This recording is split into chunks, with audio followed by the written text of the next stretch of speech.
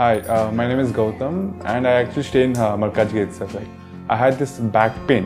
It's been 1.5 years. I have tried many treatments like chiropathy, oil massage, physiotherapy especially, but it didn't work out as much like what I expected.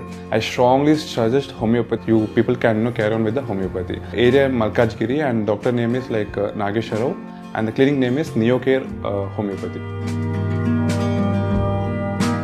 ఓం శ్రీ గణేశాయ నమః, శ్రీ సరస్వతే నమః, శ్రీ పాదవల్లభ నృసింహ సరస్వతి, శ్రీ గురు దత్తాత్రేయాయ నమః. శుక్లాం భరద్రం విష్ణుం శశివర్ణం చతుర్భుజం ప్రసన్నవదనం ఛాయే సర్వవిఘ్నోపశాంతయే. అగజానన పద్మార్కం ఆ గజానన మహనిశం అనేకదంతం భక్తానాం ఏకదంతం ఉపాస్మహే. ఓం శక్తి మహాశక్తి మహాకాళి మహాసరస్వతి నమః.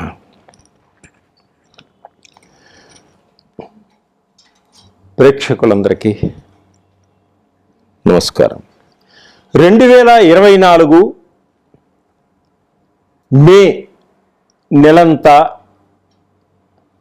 12 రాసుల యొక్క మాస ఫలితాలు ఎలా ఉన్నాయో రాసుల వారికి మనం ముందుగా గోచార రీత్యా తెలుసుకుందాం. గోచార రీత్యా 12 రాసుల వారికి మాస ఫలితాలు, మే నెల మాస ఫలితాలు ఏ విధముగా ఉన్నాయి, మనము ఎటువంటి పరిహారాలు చేసుకుంటే మన జీవితంలో ఉన్న స్థితి కన్నా మంచి అభివృద్ధి ఏర్పడుతుంది, మనం ఆర్థిక పరంగా ఏ విధంగా ఎదగగలుగుతాం, మన కష్టాలన్నీ ఏ విధంగా తొలగించుకోగలుగుతాం అనేది ఇప్పుడు మనం తెలుసుకుందాం. ఇప్పుడు ముందుగా గ్రహస్థితి ఏ విధంగా ఉంది మే నెలలో అది మనం తెలుసుకుందాం. గ్రహస్థితి మే నెలలో ఏ విధంగా ఉన్నది. రవి మే నెలంతా 14వ తారీఖు వరకు మేషరాశిలో సంచరించి తదుపరి వృషభ రాశిలోకి ప్రవేశిస్తున్నాడు. రవి మే నెల 14వ తారీఖు వరకు మేషరాశిలో ఉండి తదుపరి వృషభ రాశిలోకి ప్రవేశిస్తున్నాడు రవి. అలాగే గురువు ఈ నెలంతా వృషభ రాశిలోనే సంచరిస్తున్నాడు. గురువు ఈ నెల అంతా, మే నెల అంతా కూడా వృషభ రాశిలోనే సంచరిస్తున్నాడు. అలాగే కుజుడు ఈ మే నెల అంతా కూడా మీన రాశిలోనే సంచరిస్తున్నాడు. కుజుడు మే నెల అంతా కూడా మీన రాశిలోనే సంచరిస్తున్నాడు. అలాగే బుధుడు ఈ మే నెల 10వ తారీఖు వరకు మీనరాశిలో ఉండి తదుపరి మేషరాశిలోకి ప్రవేశిస్తున్నాడు. అంటే బుధుడు ఈ నెల 10వ తారీఖు వరకు మీనరాశిలో సంచరించి తదుపరి మేషరాశిలోకి ప్రవేశిస్తున్నాడు. అలాగే శని ఈ మే నెల అంతా కూడా కుంభరాశిలో ప్రవేశిస్తున్నాడు. శని మే నెల అంతా కూడా కుంభరాశిలోనే ఉంటాడు. అలాగే రాహువు ఈ మే నెలంతా కూడా మీనరాశిలోనే సంచరిస్తూ ఉంటాడు. ఈ రాహువు మే నెల అంతా కూడా మీనరాశిలోనే సంచరిస్తున్నాడు. కేతువు ఈ మే నెల అంతా కూడా కన్యారాశిలో సంచరిస్తున్నాడు. కన్యారాశిలో సంచరిస్తున్నాడు కేతువు ఈ నెలంతా కూడా. ఇది గ్రహస్థితి, గోచార రీత్యా గ్రహాల యొక్క స్థితిగతుల గురించి మనం తెలుసుకున్నాం. మీనరాశి వారికి మే నెలలో ఎటువంటి ఫలితాలు ఉన్నాయి, మాస ఫలితాలు ముందుగా తెలుసుకుందాం. వీరికి మిశ్రమమైనటువంటి ఫలితాలు సూచిస్తున్నాయి ఈ మీనరాశి వారికి. అయితే గ్రహస్థితి కూడా కొంత మటుకు బాగానే ఉంది.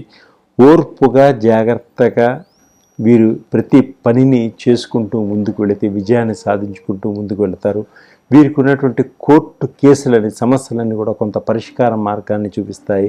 వాయిదాలు పడ్డప్పటికీ విజయాన్ని సాధిస్తారు.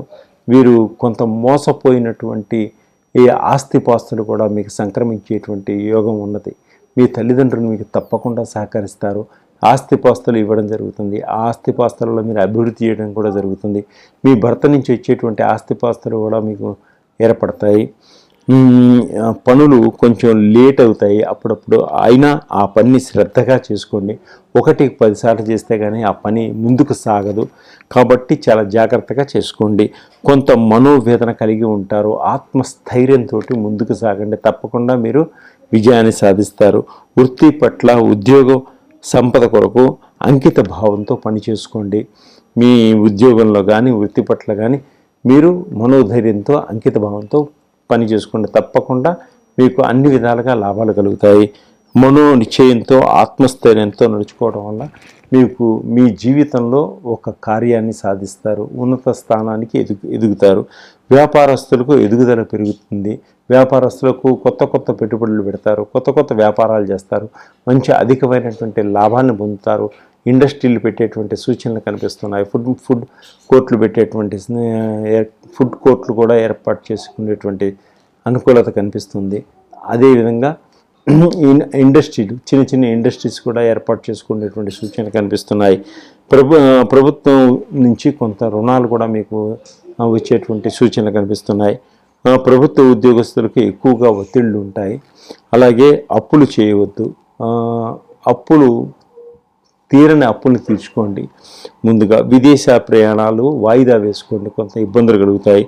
ఆచితూచి మాట్లాడండి. విద్యార్థులకు విదేశాల నుంచి కోసం ప్రయత్నం చేస్తుంటే వీసాలు కూడా కొంత లేట్ అవుతాయి. వ్యాపారస్తులకు కొంత భాగస్వాములు, స్త్రీలు కూడా ఏర్పడతారు. చాలా జాగ్రత్తగా ఉండండి. కోర్టు వ్యవహారాలు అవుతాయి. కోర్టు వ్యవహారాలను కూడా పరిష్కారం అవుతాయి. గృహాలని అలంకరించుకోవడం కోసం కొంత డబ్బుని వెచ్చించడం జరుగుతుంది. పరోపకారం చేస్తారు. కొంత నిందలు పడేటువంటి సూచనలు కూడా కనిపిస్తున్నాయి. షేర్ మార్కెట్లు కానీ, ఫైనాన్స్ డిపార్ట్మెంట్లు కానీ, ఫైనాన్స్ కానీ ఇంట్రెస్ట్లు వాటికి తేవడం కానీ ఇవన్నీ కొంచెం దూరంగా ఉంచుకోవడం చాలా మంచిది. అందరితో కలిసిమెలిసి ఉంటారు. అందరితో మాట పడేటువంటి సూచనలు కూడా ఏర్పడతాయి.